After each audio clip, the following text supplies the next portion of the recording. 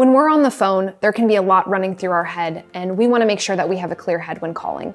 Today, I want to talk to you about 5 tactics that you can use on any phone call that will help you humanize yourself and give you great rapport and success with all the clients that you talk to. Tip number 1 is to cling to anything exciting. So often on the phone, we'll get a layup, a great opportunity for rapport without even having to work for it because the prospect is excited to tell us something about their life.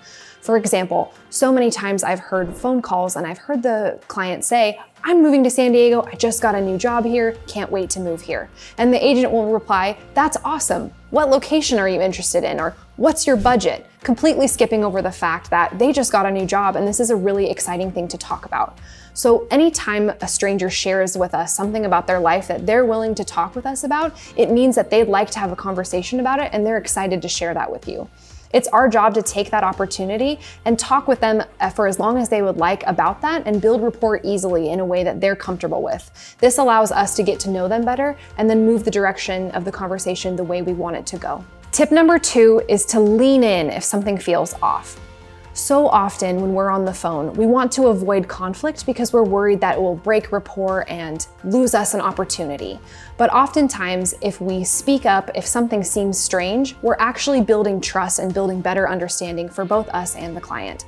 For example, if a client says something about not wanting to get pre-approved, but maybe paying cash, and there's something that's maybe not quite adding up in your head, rather than just glossing over it, take a minute to say, "Hey, you said you're interested in paying cash, but you also might need to get financing. Can you tell me a little bit more about your plan for that?"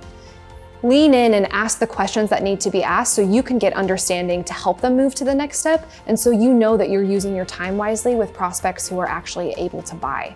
This gives you a chance to understand deeper and gives the prospect a chance to explain what's actually going on and build trust together. Tip number 3 is to always leave with a next step. So often we'll leave a call, "Hey, it was so great talking to you, we'll talk soon," or "Chat soon, I'll text you," something like that.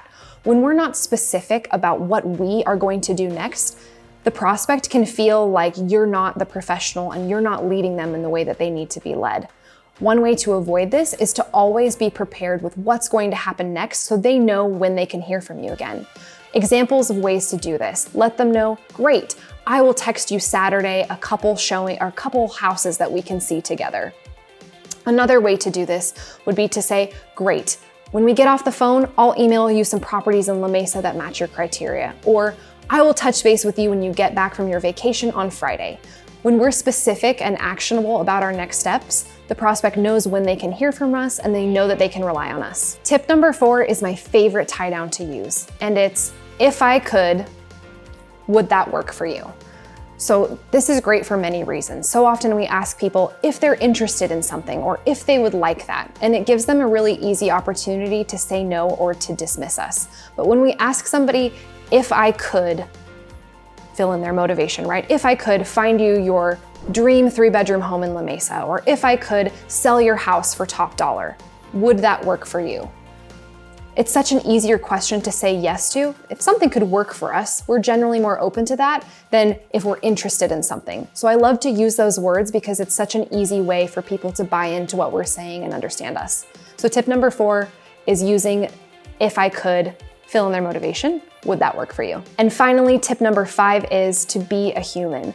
So often we make mistakes and we'd rather just gloss over them or maybe hide them under the rug or not bring it up in person. But if we, put in the calendar invite date wrong, or we say their name incorrectly, or make those little human errors that we all tend to make, just acknowledge it. Say, "Oh, I haven't had enough coffee today, I'm so sorry about that." Or, "Oh, looks like I didn't put in the address right," and laugh about it. People want to work with people who are like them and people that they can relate to. So if you make a mistake or you make an error, acknowledge it, laugh about it, humanize it, and you'll be closer with your client for it. I'm Choo at Whissel Realty Group, and these are 5 tactics for success on your phone calls.